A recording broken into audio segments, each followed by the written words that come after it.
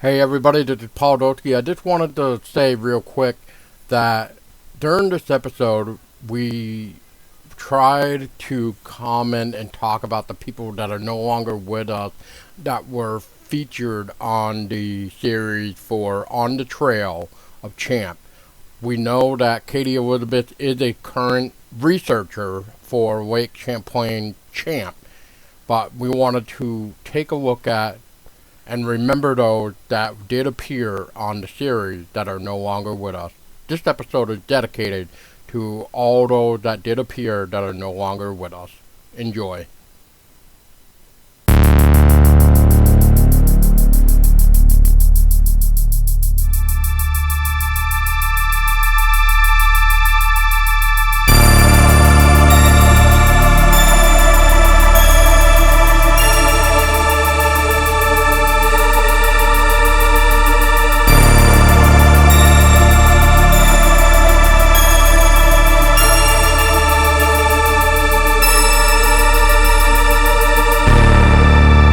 Welcome everybody to another podcast episode of the Haunted Vermont podcast. And my name is Paul Dotsky, and tonight we have a very special guest again from Small Town Monsters. Please welcome Alex Petakov.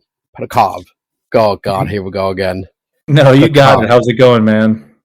Good, man. Oh man, I think it's your spelling, man. I think it's the spelling of your name and everything. It's like it almost freezes me up, and then I'm like, oh no, here we go. Oh, you're all good. I get that all the time. Don't worry about it. I know. It's just, when you're part deaf, everything just looks weird, and then when you go to try to pronounce something, it just sucks even more because you think you're about to say it right, and instead it's like, nope. So no, you're totally fine. All right. Well, good. Well, on that note, Alex, thank you again for your time. And I just wanted to really first kind of dive into like who you are and how did you kind of get involved with Small Town Monsters? Yeah. So, I mean, I'm a filmmaker, adventurer. I just like, getting out there and exploring. I'm originally from the New Hampshire region of the U.S. And how did I get involved with Small Town Monsters? I had met Seth, or he had contacted me almost 10 years ago at this point, based off of a short documentary I did on the Loch Ness Monster. He had wanted to show it at an event he was doing in Ohio. We had started talking, and then I met him eventually, traveling down to West Virginia and Ohio. I met him, and then he approached me about a year later, asked if I wanted to do a documentary series about the Lake Champlain monster. Or the story gets kind of muddled. I don't exactly remember who initiated it, but I know he had approached me about doing a project with STM, possibly something lake monster related, because I had done the Loch Ness one. And I think I'd already been in talks with some folks about doing some Lake Champlain stuff. And he had also been thinking Lake Champlain. So we kind of just said, hey, let's do one about Champ, the lake monster in Vermont. That's relatively local to me as a New Hampshire, New England person. I know Lake Champlain, of course. It's a great story. So that's kind of how I got involved with STM. And then that was in 2017, and it was released in 2018. And it's a docu-series all about the Lake Champlain monster, kind of a short 5 episodes each. And each episode's only about 20 minutes. So I guess you put it all together, it's basically a feature film. But that was my first real foray into documentary series, and of course, like I said, my first work with STM. That's awesome. Yeah, I just remember somewhere I came across it. It's so weird. I think I was just randomly on like Prime or something. I forget exactly the initial way of getting introduced to Small Town Monsters, but I think mainly it was, I took, from what I can recall, I remember coming out from doing like almost like a 2-year hiatus of doing this, basically, Haunted Vermont, just because I was seeing a lot of weird things going on when it came to like the paranormal spectrum around Vermont, and I wanted to just take a couple years off. Like I just got to the point where everything was paranormal to me. Like I was kind of losing the idea of like, oh, it could have just been like this, And we could talk more of what I mean by that when we get to the next segment. But yeah, basically, it just got to the fact where every little noise just to me was, oh my god, that was paranormal, So I had to literally just be like, you know what, I need to reground myself, come Yeah, back and got stuff. back a So bit. yep. And then after the 2 years, man, it was kind of weird. It was like I came back right before the 10th anniversary for me, and I was just like, oh my god, 10 years. I'm like, I should totally come back and do like 10 videos to help honor like the anniversary. So that's exactly what I did in 2022. That summer, I literally went out, filmed like 10 videos, edited all myself and stuff, and I just threw them out there. There was a couple videos I never actually got a chance to do. So some of the videos that I end up making were like a last minute, like, oh, this would be easy to do kind of thing. But that's pretty much, I think, what happened was once I kind of came back in, I wanted to see what I missed. And I think Prime had Small Town Monsters on at the time. And Oh I yeah. think that's where I found On the Trail of Champ. And then from there, it's just, history. I wanted to know what else Small Town Monsters were doing and stuff like that. So it was really cool to, have um, that exposure to Yeah, us. right on. Yeah. And I guess what I mean by that is like I think at the time before you're On the Trail of Champ, I think it was mainly just like really, what was it, like maybe Unsolved Mysteries from like way back when, I think was like really the only other Champ. So there wasn't really Champ. Like Champ didn't really take off, I feel like, until, maybe what was it? Maybe 2017, 2018, but I think everything else was more like 2019 and onward, really, is where Champ started to get the reputation again. Yeah, there wasn't a lot on it at the time when I was doing it, and I'm digging back now in my memory because it's been a while since I've done any of the Champ stuff. I love the legend and everything. Lake Champlain is beautiful, but even at that time in 2017 when I was doing this series, there just wasn't a lot. And from what it seems like, every 10 years or so, there'd be like a Champ craze, locally in Vermont, or there'd be a show. Previously to my series, I think the only really serious look at the Champ thing would have been Monster Quest, which was like the mid early 2000s. I don't exactly remember when that first episode came out. I look it up now. I think it was 2013, 14, maybe? I guess 2007. 2007. Oh, Jesus. Yeah, I'm thinking of something else then. No, it was a full 10 years before my series came out. So that was the last really major attempt. There have been some kind of other shows that had covered it, but there wasn't a whole lot. My goal with when I did the Champ series was to basically do as comprehensive of an examination as you can do within 5 episodes, and that involved talking to various people involved, alleged witnesses, researchers, even people that were skeptical that tried to debunk things, and I can get into all that. But for example, like I actually was one of the last people to interview Sandra Mancy while she was still alive, and I actually dedicated the whole series to her because she passed away before my series came out. Because I filmed it again in the summer of 2017, and then it came out in the spring of 2018. So there was like a 7-8 month period between filming it, editing it, and then when it actually was released. So in that meantime, unfortunately, Sandra Mancy had passed away. But I'd interviewed her. It wasn't in person, but it was over the phone.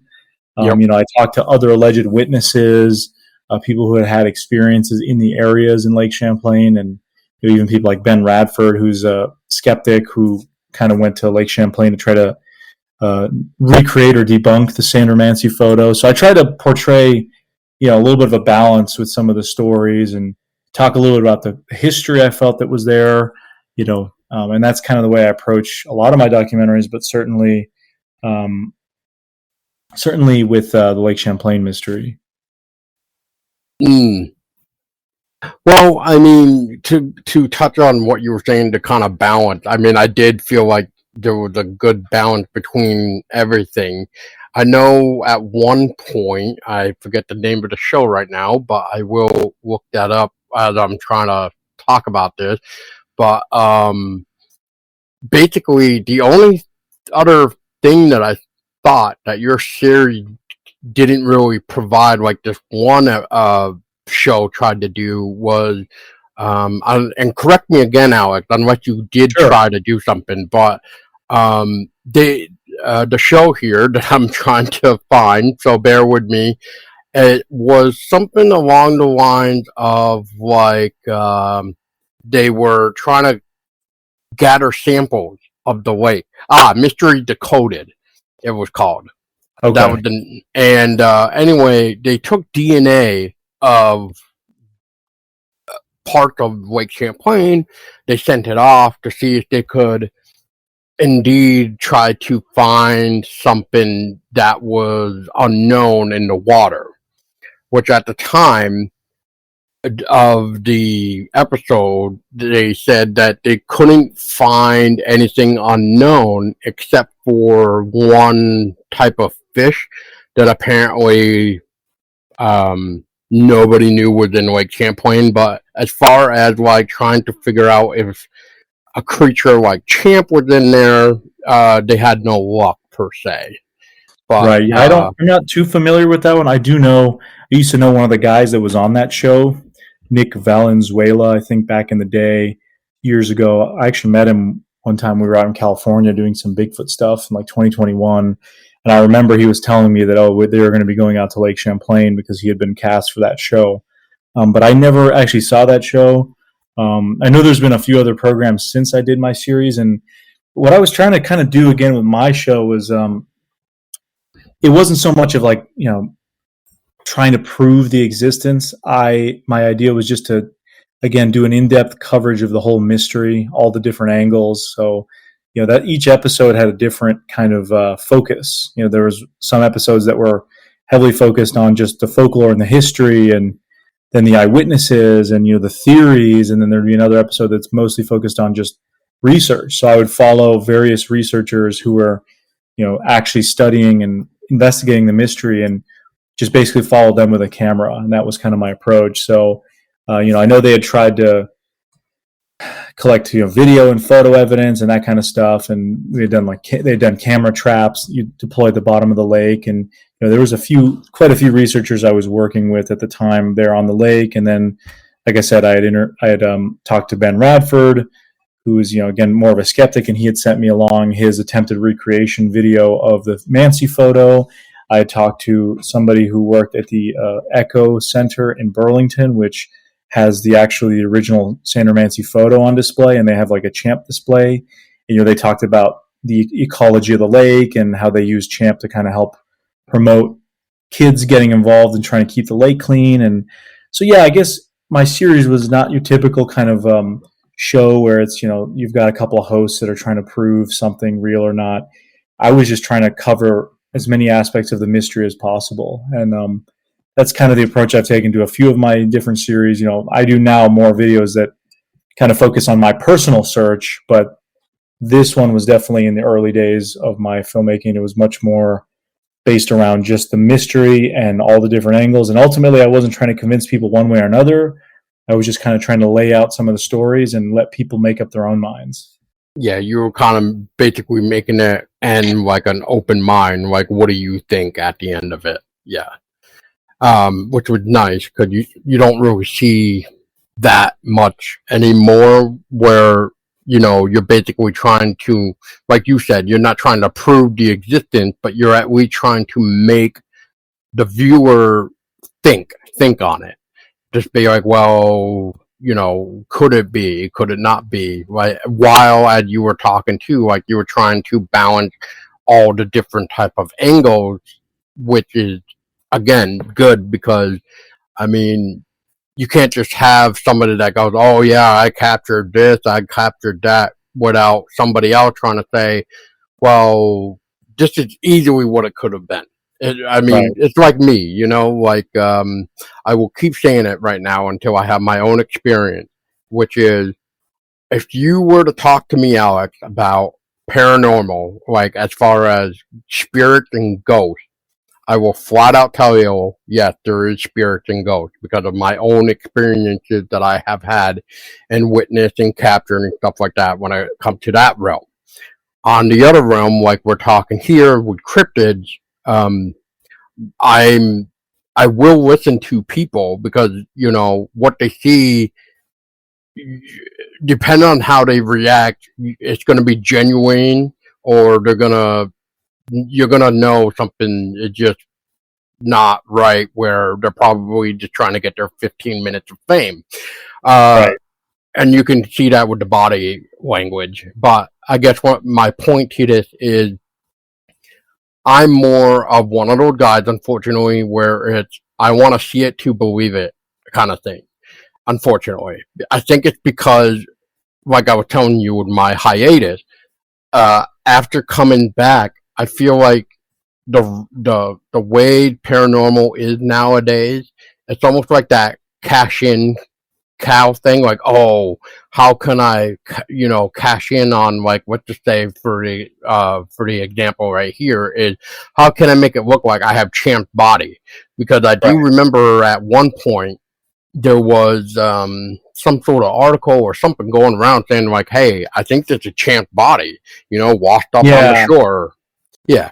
I think what you're talking about is, yeah, there was I remember searching through a lot of the old newspapers, and actually Scott Martis, who has since passed, unfortunately, passed a few years ago. He was probably the best or most preeminent Champ researcher. I mean, he had just the most knowledge of everything that had gone on, and he had a giant archive of stuff, and he had given me access to his files, and a lot of the photos and B-roll and artistic renditions and everything you see came from Scott's files. I mean, he was obsessed with this mystery. And I found that one article from the 80s where somebody had found a piece of driftwood that washed up on the shore, that they said, oh, this is probably, what was in the Mansi photo. Because that's one of the theories, that it was just a piece of Yep. driftwood, oddly shaped, that kind of was floating, and it just happened so to look like a head. It's shining because it's covered in water, it's glistening, and it just gave the impression that it was some sort of a living creature. So that's probably the article you're referring to there. Right. Yeah, it's that's what I mean. It's like all over the place. And it now starting again with these people trying to, disprove this, disprove that, trying to say, oh, that's a costume, this is that, kind of like with the Bigfoot. Um it's and now with AI kind of taking over, it's becoming to the point where what is believable, what isn't. Right. Very frustrating. And Yeah. correct. And me and my friend for a paranormal team that I'm very good friend with, since like 2014, I want to say, since is how long I've known them, and they started in 2004. But anyway, we talked about how is it even necessary to even post anymore of what we capture, because Right. It's just, there's a lot of scrutiny. Yeah, I totally get that. I mean, I always think that, some of my Bigfoot investigations or whatever the case may be, if I just happen to get a thermal video, in Alaska tomorrow, right? right. And I post it, what's the point? People are just going to say it's fake anyway. So I think the only solution would be is to, get that footage investigated and validated. But there's always going to be people who still doubt it. I think video and photo evidence is pretty much not really, I don't want to say applicable, but it's largely useless in this day and age because of the advancement of AI and all that kind of stuff. So that is the unfortunate situation. I think, for any of these cryptids or anything like that, you need to find much more substantial evidence to add, not only with, so you did get a photo or video, but also add, DNA or audio, other kinds of things. So you have different layers of evidence, not just a video or photo, because that's, again, largely useless. There's tons of AI photos that are all over Facebook and everything nowadays, so they don't really do a whole lot. Right. And you kind of brought up how Scott isn't around anymore, which is also sad. But if you actually go back to your series and actually take a look at who you had in that series, there's quite a few people that aren't around anymore, and they passed away at a young age. I can't even remember this one guy's name right now because unfortunately it's just been that long. I'll see if I Yeah. can find his name real quick. But Well, I mean, I can tell you there's a few. Unfortunately, like a lot of the people I interviewed have since passed. So in hmm one way, I'm glad that I got to interview them. But as I mentioned, Sandra Mancy has since passed away. Scott Martis has yep, passed away.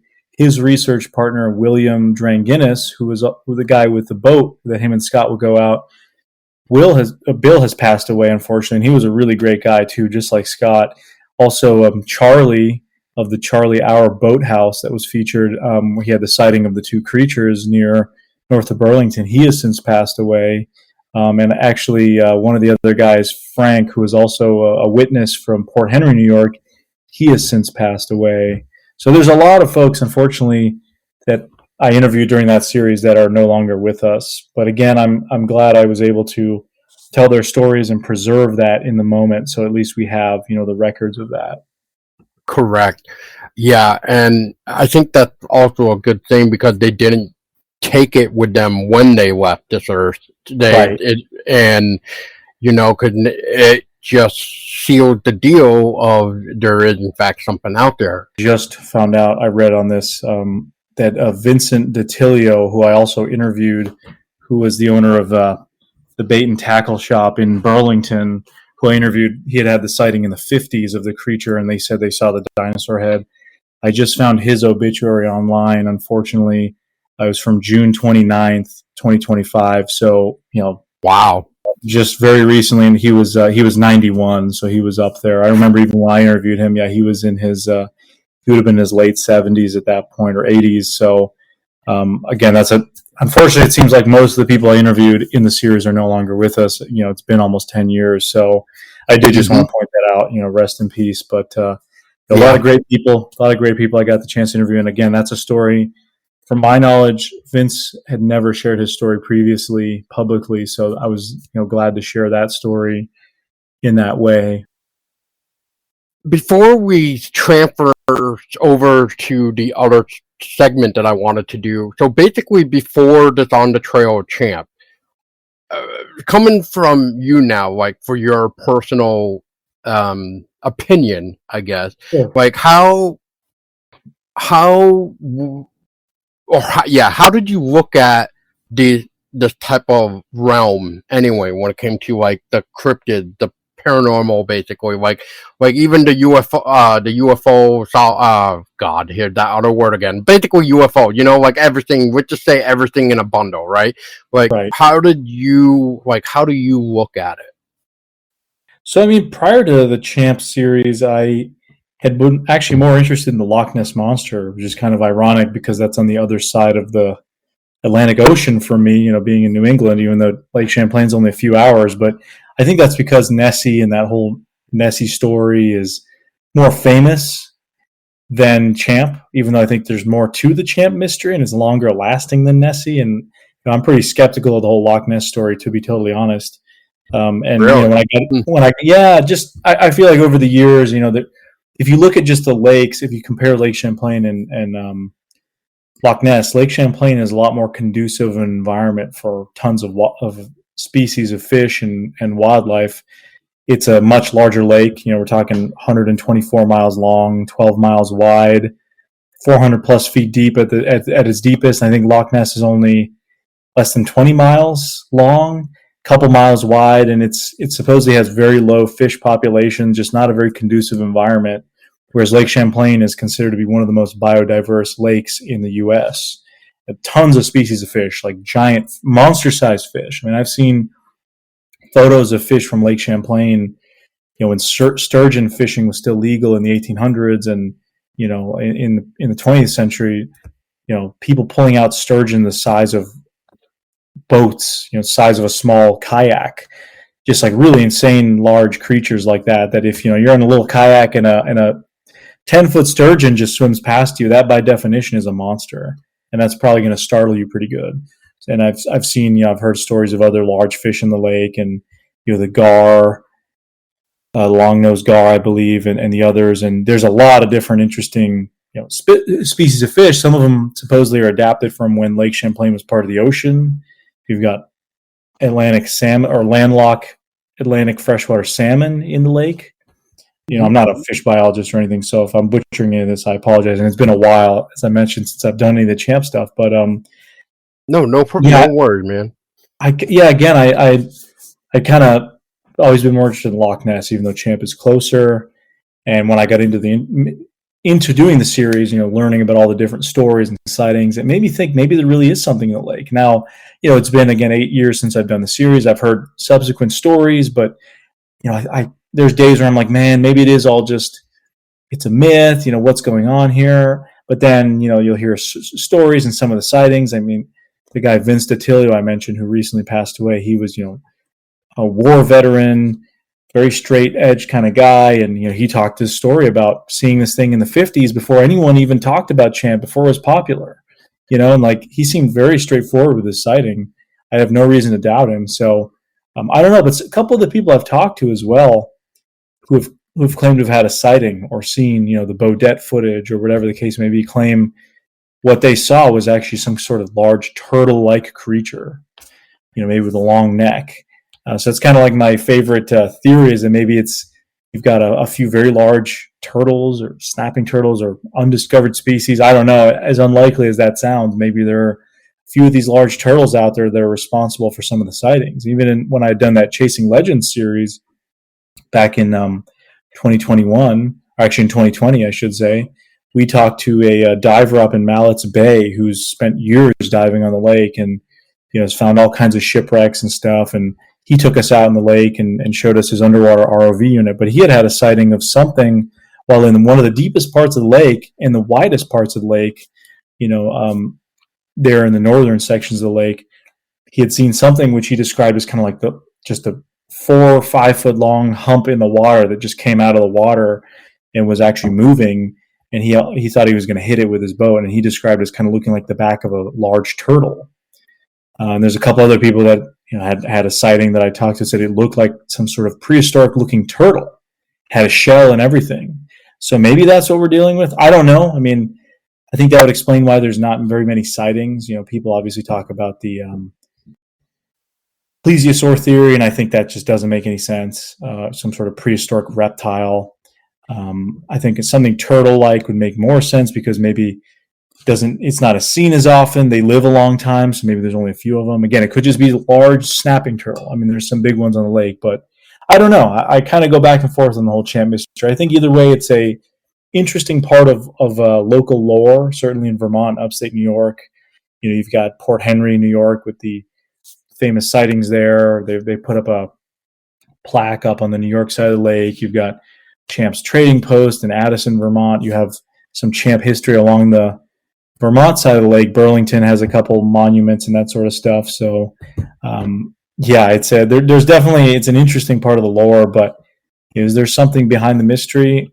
There's times where I've thought there absolutely is, and there's times where I've thought maybe there isn't. Maybe it's all just this mysterious lake playing tricks on us. I don't know. I know that's maybe not a satisfying answer, but that's kind of the way I look at it. No, man. I mean, that's how I would look at it. I mean, I know. I mean, this is a different topic, but just to give you an idea. But I think I showed you it. Yeah. Recently, my friend's father saw the strange light in the sky. I think I sent you that video, right? Yeah. Anyway, so when it comes to me, I kind of look at it in your perspective of Champ. Like, whereas in this case, whatever this weird light is, and for those wondering, I think I titled it like "What is in the Sky" or something. It's from August 2nd of 2025. It happened around like 9:30 p.m. So you can look it up on our YouTube channel. It's a little short. It's like maybe a minute long or something. I forget how long. Anyway, but when I looked at it, Alex, I was like, "What is this?" Like, I'm already trying to figure out what it is. Like, because is it some sort of light, floodlight? Is it this? Is it that? Is it some sort of weird reflection? Because unfortunately right now, the the time of this recording, we have like Canadian wildfires that are giving off this weird myth and Right, et right, right. cetera, et cetera. So is it some sort of weird, like, I don't know, is it like the sun? Is it the moon? Like, but when you actually go to the street, which isn't that far from where I live, I actually walked to it just so I could see if it was still there or if I could see anything that could maybe give away, like, example, like, we're right by the fairgrounds of Rutland.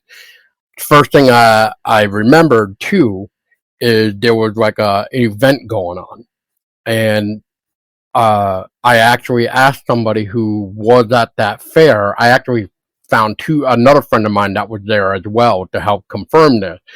I asked if there were giant cranes at all. Once my friend showed me a picture of two cranes kind of holding up a banner. So the first thing I thought was, oh, maybe this is actually a great big crane holding some sort of big floodlight. But the more you look at the the photo of mine too, I guess you could kind of see past the tree line in my pictures. But if you zoom in on the video, though, you there's no way you can say that this is a floodlight because you should be able to see the crane handles. I'm just going to say, for lack of wording here, Right. but like you should be able to see a giant crane. Right, you should be able to say this is a crane holding up a floodlight. I cannot personally say that. I will not go down saying it's a UAP though, but it does tend to land on that, unfortunately. But I'm still trying to investigate it as best as I can to try to possibly eliminate everything. And I don't feel like I Of have course. reached the final conclusion of that. Right, right. No, that makes sense. Yeah, it's definitely a weird one. I mean, it's with that kind of stuff, it's really hard to say, especially nowadays, like we talked about with video and photo stuff. But I mean, it kind of reminded me of some of the videos that were surfacing when that whole New Jersey drone craze was going on a few months ago, back in Oh, yes. last year. Yeah. Oh my god, dude! Yeah, that was ridiculous. I remember some of the podcasts that I was listening to was just one guy was like, "Oh, I have the answer for the drones in the air," and then all of a sudden you start hearing gunshots, and it's like, "Oh yeah, we're just gonna shoot Yeah. them out of the air." Oh, Yeah, that's a God. good Not a idea. good idea. Yeah. Yeah, yeah, but I just want to say real quick too, just in case, if my buddy Robert father is listening, I'm not trying to disprove your whatever this light is. I'm just trying to professionally look at it and say, well, could it be this? Whereas I wasn't fully there, so I can't really say yes. I totally agree. This is what it was. So yeah, so I'm trying to look at it like that. But anyway, yeah. So I guess real quick, Alex, with this transfer over to your latest video that was released for Small Town Monsters, which Yeah. was the Sasquatch of the Green Mountains, the Appalachian Bigfoot Files. I hope I pronounced that right. Otherwise, Yeah, no, you're good. You got it. That's yeah, yeah. that's my most recent release. Just came out, well, I guess day before the recording of this podcast, but either way, very recent. And then previously to that, also back in July, I had a release also with my Appalachian Bigfoot Files series about the Vermont trail cam photo. So I'll explain the Appalachian Bigfoot Files. It's basically a documentary series that I create. And I do a variety of series for Small Town Monsters. Typically, I've got one called Bigfoot Beyond the Trail, which covers my personal investigations into Bigfoot cases around North America. And, we've been to Alaska, Utah, Florida, all over the place. And that typically just follows me, a lot of the boots on the ground kind of field investigating stuff. I also do a series called Strange Places, which is about unusual locations with strange histories. I've got one about the Bennington Triangle I'm working on, kind of in conjunction to an STM film that's going to be coming out. But I've covered a lot of different locations in Strange Places, including the North Concord Air Force Radar Base up in Vermont's Northeast Kingdom, which has kind of this interesting tangential connection to the Betty and Barney Hill case. So I've covered a lot of local stuff, but I also do stuff all over the rest of the country. So again, Bigfoot Beyond the Trail, Strange Places are two series I do. And then Appalachian Bigfoot Files was when I started last year, about into the fall, I believe is when it first launched. And I'm at about 11 episodes now. And that covers Bigfoot stories and cases up and down the East Coast, primarily, of course, in and around the Appalachian Mountains. So we've covered so far areas in Western North Carolina, Virginia, West Virginia, a few episodes in Pennsylvania, New Jersey, the northern part of New Jersey where the Appalachian Trail runs through, Western Massachusetts, actually very close to southern Vermont. And then now the last two and latest episodes are both Vermont releases. And my goal, of course, with this series is to continue covering areas along the Appalachian Mountains, including my home state of New Hampshire and Maine, and even some more Vermont, because I love the local stories. But the last two previous releases were both Vermont related, and the one that just came out was about Bigfoot stories and legends in the Green Mountains. Right. And you were talking about kind of putting your boots on the ground, which you did talk about this one area on the National Forest Trail or something like that, where like you went back and tried to recreate what you heard, which basically sound really different either way you're looking at it. So, I mean, I guess talk to us about that, because, from what were you doing camping there, I guess, to begin with, if you were just trying to just see what happened there, because that was 2021, I believe, and then you went back again by yourself and etc. But anyway, yeah, please walk us through that. Absolutely. So that's just a kind of a random encounter with something, and I'm not claiming it's Bigfoot at all, and I make that very clear in the episode. I don't know what it was. It was just a weird situation. I was with a friend of mine, and we were heading to upstate New York to a champ-related event in Port Henry, New York. They do a champ day, and we happened to be going to that, and had left New Hampshire on a Friday night after work, and just ended up camping in an area of the National Forest in the Green Mountains, because I was kind of like halfway between Port Henry and maybe a little more than halfway. But either way, it was just a stopover, and my brother had told me about this cool location within the National Forest. I'm not going to give it away, but there's dispersed camping sites, and I thought, oh, that's cool. We went out there, and I just so happened to have these alleged Sasquatch pheromone chips on me that we had just started. This was right when I'd started my Beyond the Trail series. So the early days of STM on YouTube, a small channel back then. It was very, very much in the early stages, and we camped in this one spot, and I just randomly like, hey, let's just put up a pheromone chip, and then I did some knocks because I'm like, hey, why not, right? We're not coming back here. Let's just see if something happens. Totally thinking nothing would happen, and then in the morning, we're woken up by what sounded like these wood knocking type sounds, and then these things being thrown towards our tent or falling. I don't know how to describe it. And we kind of tried to investigate, but there really wasn't a lot going on with that. We didn't really find anything. It's such a thick area, hard to investigate. So I'd gone back there then multiple times in 2021, but I never really intended to do like a video on it. I just it was something that happened, and we went along, did our other stuff with Beyond the Trail, and then I knew eventually I wanted to return to that encounter and just kind of talk about it, because again, I think hey, why not, and go back to that location. So again, I'd been to that place. I've been there multiple times since I was out there in 2021 in that same spot, and haven't really had anything much happen. So I went out recently and just spent a night out there and kind of told the story and the location of where it happened, and that's what I had in the episode.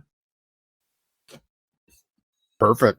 Yeah. What's funny is I just had to look back in my Google Drive folder, because my lady and I, we went to Champ Day, but we went in 2022. So right, that was the year after I was there. Yeah, yeah. I was curious.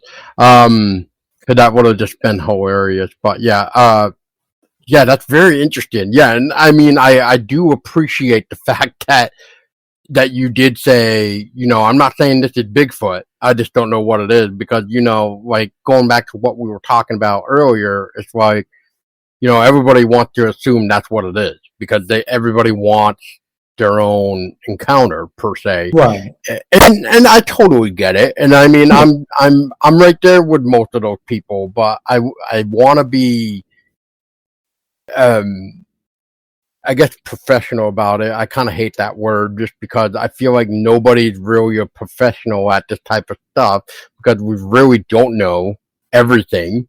But at the same time, I mean, I guess maybe expert, I would say, because I mean, when you're doing it for so long, then yes, you do start seeing the lines connect and form as an expert, I would say, versus a professional. But I mean, maybe I'm just looking at it wrong. But then again, I'm a guy that really, I would listen to you, Alex, versus uh, me trying to tell you like that was a Bigfoot, if that makes sense. So, Yeah, no, I mean, I appreciate that. I think it's important to be objective, to not, because this is the thing, I've encountered this quite a bit, where somebody has some kind of a strange encounter they can't explain, and then they become emotionally attached to that encounter, whether it's a piece of footage or just an incident. And then somebody comes along and says, either they're full of it or they actually are respectful. They don't just say, "Oh, you're a jerk." You see plenty of that. "Oh, you don't know what you're talking about. You're delusional." Like, that's obviously not going to change anyone's mind. But somebody comes and maybe is able to disprove what you had happen or say, "Oh, this is actually this." I think then people get defensive and they say, "Well, you don't know. You weren't there." And yep. I think it's important to be objective and realize that, I've said plenty of times before, I could totally be wrong about a lot of this stuff. I'm willing to admit when I'm wrong and say, "Hey, if you think you have a theory, you can disprove it, please do it." And that's why I don't make bold claims, because, I don't ultimately have the answers. So, um, but at the same time, there's people I know that I trust that they've told me they've seen a Sasquatch, and I absolutely believe them. I cannot prove or disprove that, right? Like, I can't tell them they did or didn't see it, but everything else about them and the way they carry themselves and their story, is consistent with, what an experience like that. And I guess for me, I can't prove or disprove what they saw, but I can believe them based on their character. So, Yep. but again, people get emotionally attached to these encounters, and I think if you're a real investigator, you should welcome the scrutiny, you should welcome the skepticism, because ultimately the people that are trying to disprove it or whatever, they weren't there. They didn't have the same experience. So, but if they're able to say, "Hey, I'm able to solve what you had happen, and it's this," I'd rather get an answer, even if it's not the answer I'd like to hear. I always try to be transparent and open about that, and that's the kind of way that I look at it. So, um, yeah, again, I think it's people get very emotionally attached to their alleged encounters and evidence, and then they can't be swayed otherwise. Whereas I think if you're a truly objective researcher, you should be open to all the possibilities. And, even if you are wrong, or if, something you had happen can be disproven, like with that Vermont encounter, there's days where I look at that and I said, "Man, it was just squirrels. Like, maybe that really is what it is." But then I can't square away me seeing these things being thrown and the wood knocks and, but is that a tangible evidence of anything? It's not. But hey, I'm just presenting it. And with a lot of my films and videos, this is an encounter that happened to me that I didn't film this. I didn't plan to do a video on it.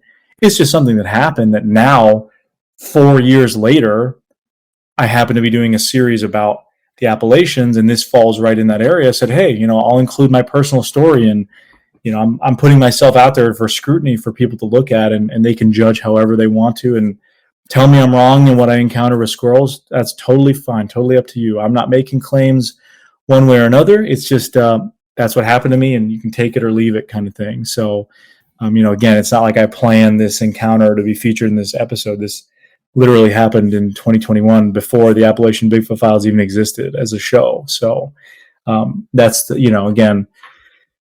again, just with a lot of my series, I try to just keep it very objective and balanced, and you can choose to believe it or not. And, there's stuff that I feature that I don't necessarily believe. Some of the researchers and people that share some stories that they've heard, I might not personally believe it, but I'm just sharing part of the story, and it's up to you to make up your own mind.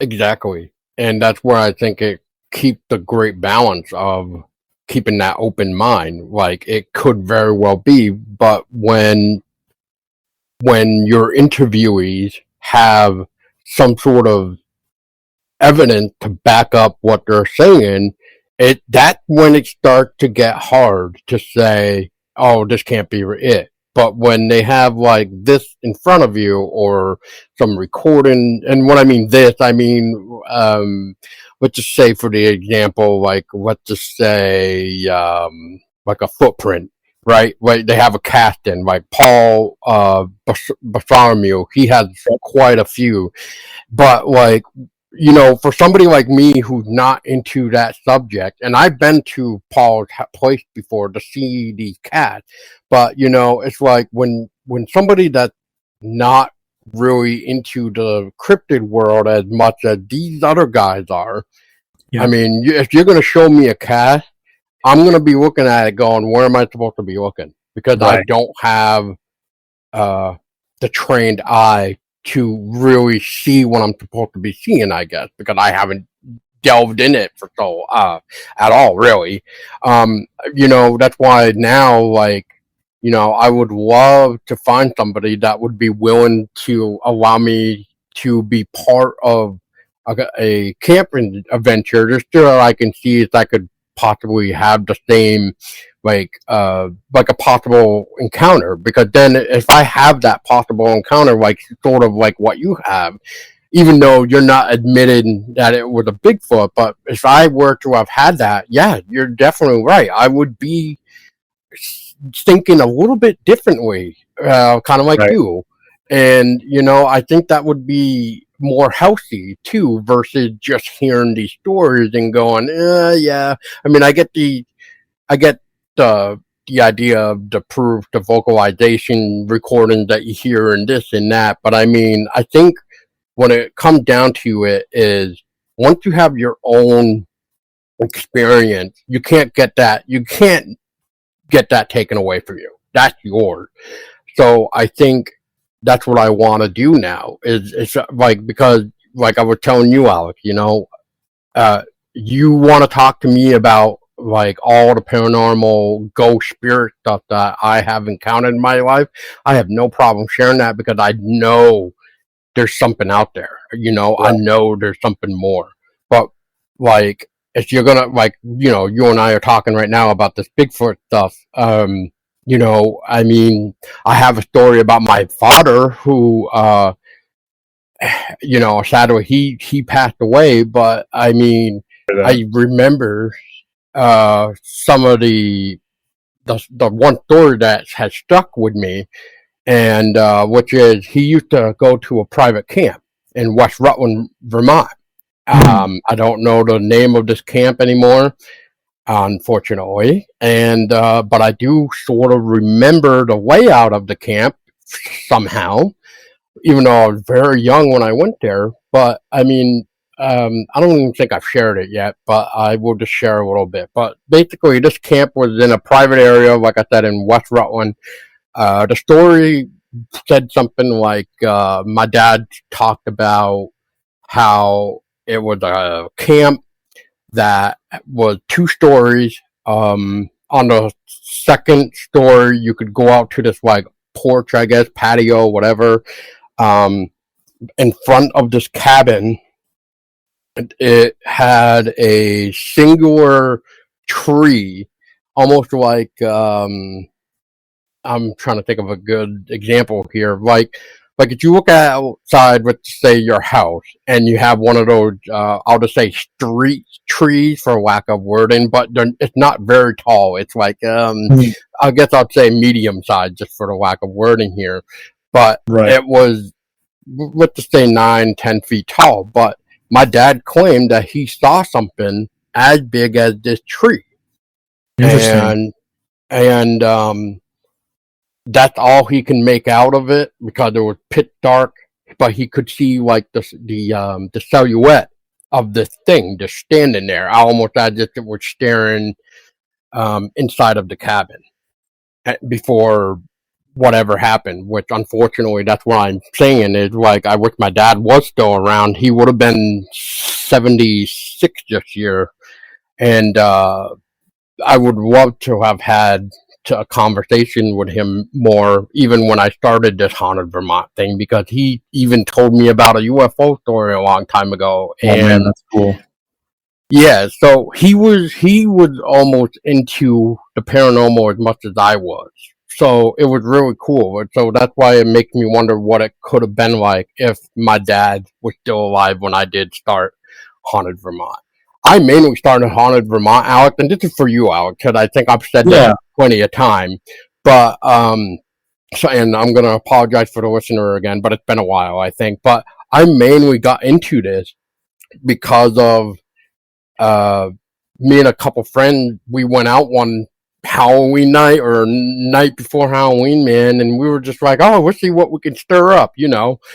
Come to, we stirred up a lot. Let's say that we captured this photo of something that appeared to be floating to my left side, and I only say that because at the time I was smoking, and you do see like cigarette smoke in the picture. But Mm. what I told my friend is, there's something to my left. You need to snap a picture to my left. And when he took the picture, that's when he said, there's something in this image. And now I kind of wish, like, you know, we could go back in time with the knowledge we know now, kind of thing, where I wish he could take that picture, capture what we captured, and then have taken another picture right after that. Because I feel like that's another problem in this world is we take that one picture, and if we see it on the digital screen, we don't want to take another picture, right? Whereas you almost have to force yourself to take that other picture now versus, you know, going to a place to get your film developed because you don't know what's on it. You get what I'm Right, saying? right. Yeah. Yeah. So basically after that, man, we kind of like, were just like, oh man, this is weird. And like, we had a few things going on that night. And, so that was like October of 2011. If I find that image, Alex, I will send it to you. Yeah, I'd be And curious to see that. yeah, and it was March of 2012 is when we formed a team. Us, me, and two other friends of mine, and at the time, and we called ourselves the Vermont Investigators of Paranormal Activity. Nothing original at all, but we were basically VIPA for sure, for short. So, but yeah, but we did that for a while, and then I started Haunted Vermont around August of 2012, and here we are today, almost 13 years later. So it's Wow. been a crazy. Quite Actually, a journey, I August bet. 26th. Yeah, August 26th this year will mark 13 years of me doing this. So, and That's I awesome, and man. yeah, and you know, I like doing it. I've been trying to figure out how I can branch off more into why I do these podcasts now because I never really was a social person, and then I was just like, well, in order for me to interact with people, I should probably, you know, interact with people some way. So I need to share my work somehow. You know what I mean? Oh With yeah, no, like-minded people. it's Uh, cool to be able to share your passion, that sort of thing. Definitely. Yeah, and I mean, yeah, but I'm not trying to like steal your spotlight, Alex. Oh But no, it's you're just still you're interested. fine. It's all good. But is there anything out that I feel like you didn't have a chance to talk about for this video that we were discussing anyway? Well, I mean, obviously, we could go on forever, but I will say, if anyone is curious about any of the stuff we've talked about tonight, obviously, good place to find it. My website, which is petakovmedia.com. That's PETAKOV media.com. And that has links to pretty much all of my series and documentaries and stuff that I've done with STM, especially. You'll see a lot of those listed. But obviously, check out Small Town Monsters. We have a YouTube channel, which focuses a lot on Bigfoot stuff, but some of our older stuff is other cryptids and other topics. We also have films that we release onto Amazon and other sites as well, Tubi.